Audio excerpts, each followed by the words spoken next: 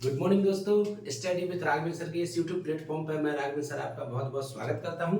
आज चर्चा करते हैं विंध्याचल पर्वत सॉरी विंध्याचल पर्वतमाला पर।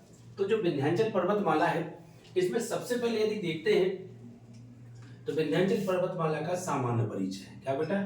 सामान्य परिचय। बिल्कुल आपको इतना ही याद रख के चलना है।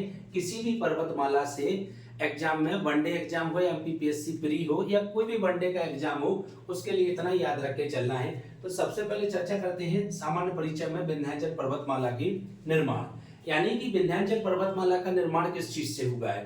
तो बेटा सिलिका, लाल बलुआ पत्थर और क्वार्ट्ज। मैं एक बार फिर से बोले देता हूं, सिलिका, लाल बलुआ पत्थर और क्वार्ट्ज, इन तीनों तत्वों के नाम अच्छे से याद रखना। सीधा पूछ लेंगे कि निम्न में से विंध्याचल पर्वतमाला का निर्माण किससे हुआ है, राइट।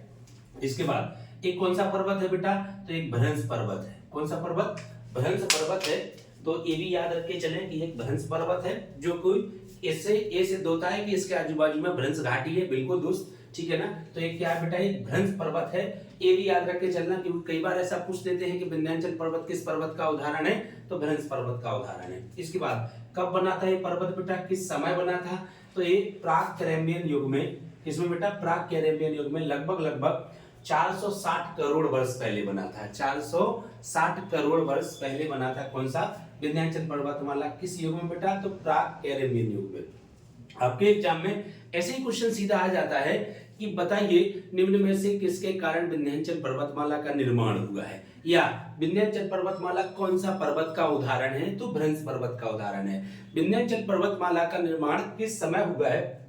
प्राक कैरेबियन युग में, यानी 460 करोड़ वर्ष पहले हुआ है। अब इसे कई उपनामों से जानते हैं। तो इसे सप्त पर्वत में शामिल किया गया है। भारत में 7 पवित्र पर्वत हैं, उनमें से एक पवित्र पर्वत कौन सा है? विंध्याचल पर्वत। और इसे अविनाशी पर्वत कहा जाता है। क्या कहा जाता है इसे बेटा? अविनाशी पर्वत कहा जाता है, जो कि बहुत ही सिलेक्टेड है। आपसे पूछ सकते हैं कि मध्य प्रदेश का कौन सा पर्वत सप्त पर्वत में शामिल है, तो सिर्फ और सिर्फ विंध्याचल पर्वत है। तो ये था बेटा विंध्याचल पर्वत का सामान्य परिचय। अब चर्चा करते हैं आज विंध्याचल पर्वतमाला के वर्णन पर। किस पर बेटा?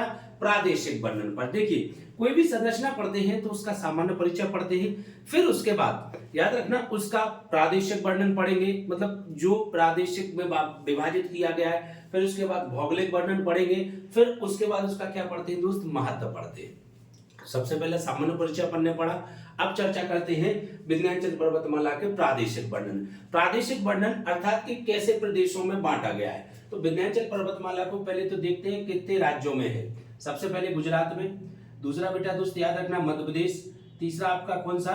उत्तर प्रदेश, बिहार और झारखंड, यहां तक फैला हुआ है। तो अच्छे से याद रखना कि इन्हीं में से क्वेश्चन उठा के पूछ लेंगे कि बताइए निम्न में से किस राज्य में विंध्याचल पर्वतमाला है या नहीं है। तो आपको भी एक बार फिर से बता देता हूं, गुजरात, मध्य प्रदेश, उत्तर प्रदेश, बिहार और झारखंड, इन राज्यों में फैला हुआ है विंध्याचल पर्वतमाला। इसकी जो कुल लंबाई है बेटा, वो 1050 से याद रखे चलना।